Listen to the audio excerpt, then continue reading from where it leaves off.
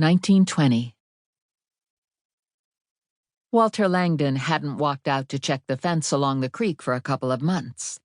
Now that the cows were up by the barn for easier milking in the winter, he'd been putting off fence mending, so he hadn't seen the pair of owls nesting in the big elm. The tree was half dead. Every so often Walter thought of cutting it for firewood, but he would have to get help taking it down because it must be 80 feet tall or more and 4 feet in diameter. And it wouldn't be the best firewood, hardly worth the trouble. Right then he saw one of the owls fly out of a big cavity maybe 10 to 12 feet up, either a big female or a very big male. At any rate, the biggest horned owl Walter had ever seen. And he paused and stood for a minute, still in the afternoon breeze, listening. But there was nothing. He saw why in a moment. The owl floated out for maybe 20 yards, dropped toward the snowy pasture. Then came a high screaming, and the owl rose again, this time with a full-grown rabbit in its talons, writhing, going limp, probably deadened by fear. Walter shook himself. His gaze followed the owl upward along the southern horizon, beyond the fence line and the tiny creek past the road. Other than the big elm and 2 smaller ones, nothing broke the view. Vast snow faded into vast cloud cover. He could just see the weather vane and the tip of the cupola on Harold Gruber's barn, more than half a mile to the south.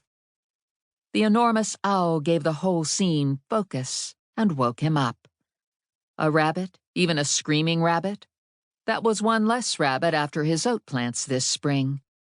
The world was full of rabbits, not so full of owls, especially owls like this one, huge and silent.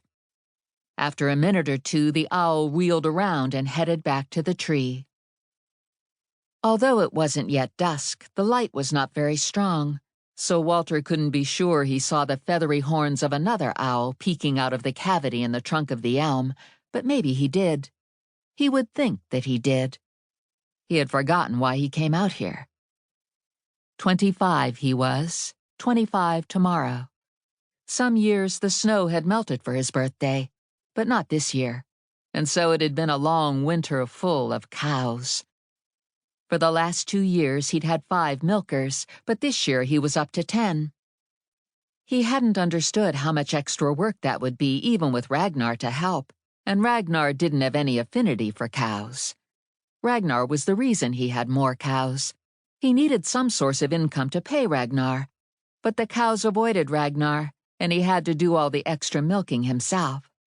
And of course the price of milk would be down. His father said it would be. It was 2 years since the war, and the Europeans were back on their feet, or at least back on their feet enough so that the price of milk was down. Walter walked away from this depressing thought.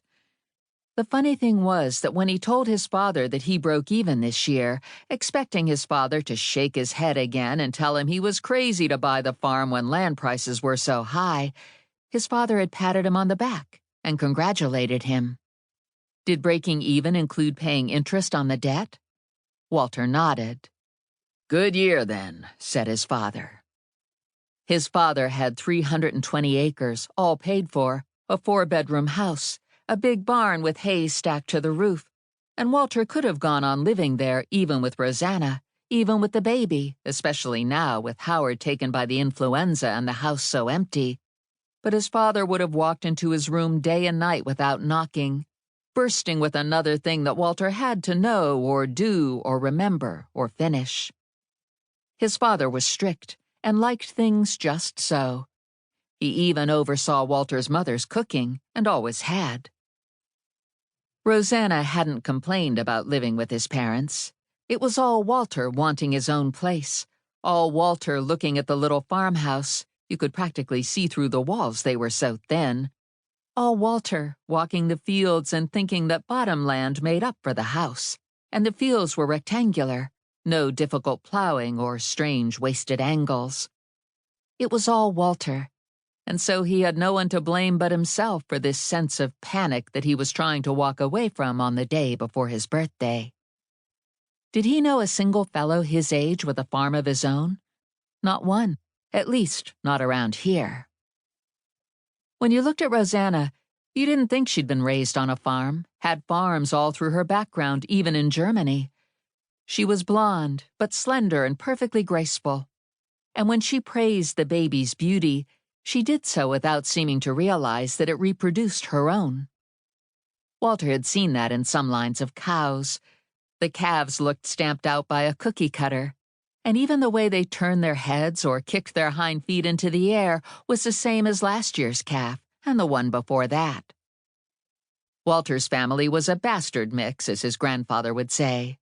Langdon's, but with some of those long-headed ones from the borders with red hair, and then some of those dark-haired Irish from Wexford that were supposed to trace back to the sailors from the Spanish Armada, and some tall, balding ones who always needed glasses from around Glasgow. His mother's side leavened all of these with her Wessex ancestry. The chicks and the cheeks, she'd always said. But you couldn't tell that Walter's relatives were related the way you could with Rosanna's.